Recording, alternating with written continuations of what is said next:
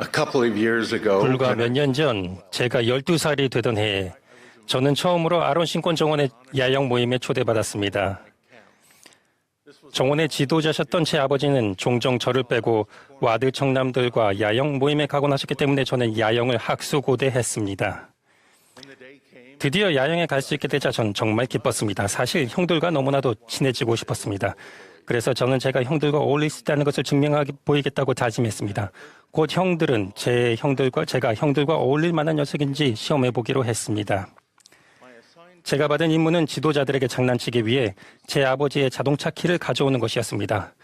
어떻게 아버지를 속였는지는 기억나지 않지만 저는 이내 자동차 키를 손에 쥐고 도취감에 빠져 형들에게 달려갔습니다. 그러자 바로 다음 임무가 주어졌습니다. 바로 차 문을 열고 운전석 등받이와 경적 사이에 막대기를 끼워 넣는 것이었습니다. 그런 후 제가 차 문을 잠그면 늦은 밤에 경적이 울려도 막대기를 뺄 방법이 없었을 것입니다. 이제부터 제게 뼈저리게 창피한 이야기가 나옵니다.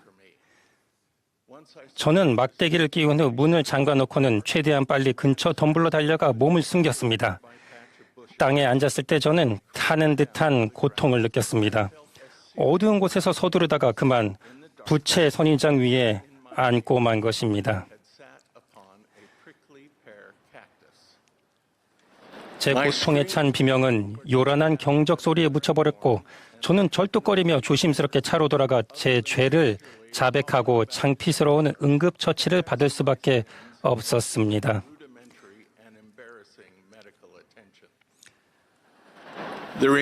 그날 밤 저는 텐트에서 아버지가 집게로 제 엉덩이에 박힌 선인장은 가시를 뽑아주시는 동안 엎드려 있어야 했습니다. 그 후 며칠간 제가 편히 앉을 수 없었다는 것만 이야기하겠습니다. 저는 그날 경험을 여러 번 반추해봤습니다. 이제 저는 어리석었던 어린 시절을 웃으며 말하면서도 그 안에 담긴 원리들도 분명히 이해하게 되었습니다. 육에 속한 사람은 몇 가지 공통된 패턴을 가지고 있습니다. 무리에 끼고 싶은 욕구, 자신을 증명하고 싶은 욕구, 소외당하는 것에 대한 두려움, 행동의 결과를 피하기 위해 그것을 감춰야 한다는 강한 의지가 그렇습니다. 저는 오늘 이 마지막 행동 패턴, 즉 하지 말아야 하는 것을 하고 나서 감추는 것에 대해 다루고 싶습니다. 제가 어린 시절 한 장난이 중죄는 아니지만 이 경험에서 배운 교훈은 우리가 필멸의 여정에서 시험 받을 때 도움이 될 수 있습니다.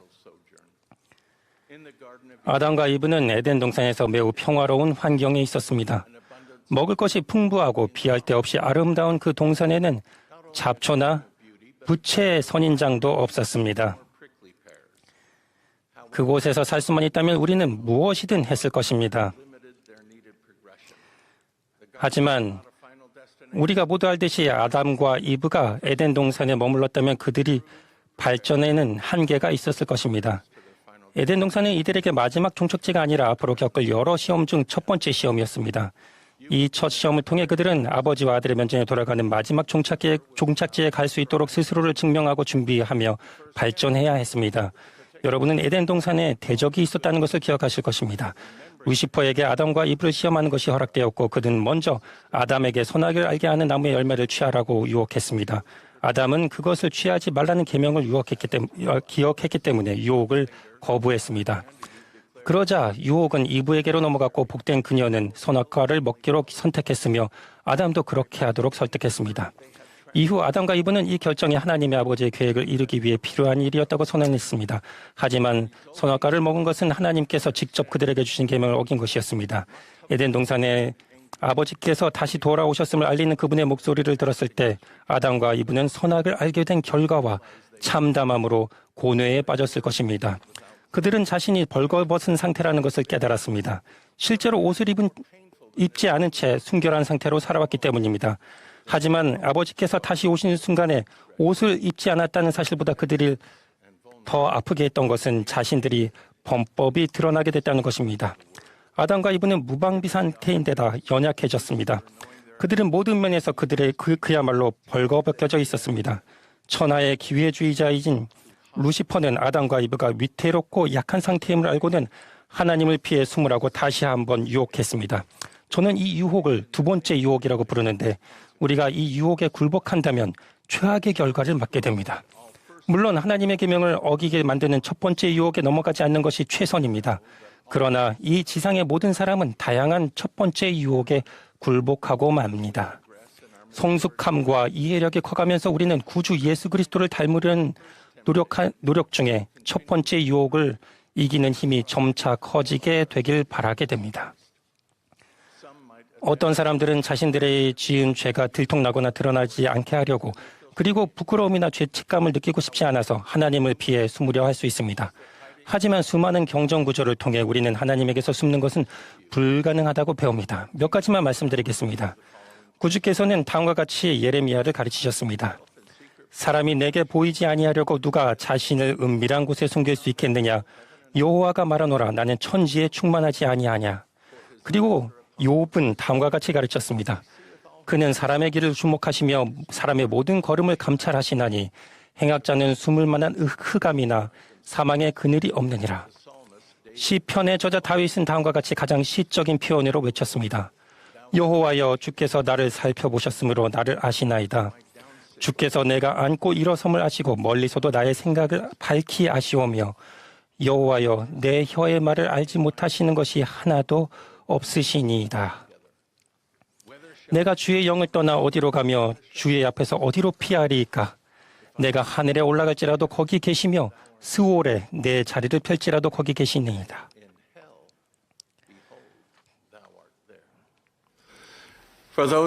최근에 예수 그리스도 성도교회에 들어온 분들은 두 번째 유혹이 특히 어렵게 여겨질 수 있습니다. 침례받음으로써 여러분은 예수 그리스도의 이름을 받들겠다는 성약을 맺은 것인데 이는 많은 사람들이 삶의 방식의 변화를 줘야 한다는 것을 의미합니다. 삶의 방식을 바꾸는 것은 쉬운 일이 아닙니다. 때로는 여러분은 사랑이 많으신 하나님 아버지를 향해 나아가기 위해 습관과 관행, 심지어는 어울리는 사람들까지도 바꿔야 합니다. 대적은 여러분이 교묘한 공격에 취약한 것을 알고 있습니다.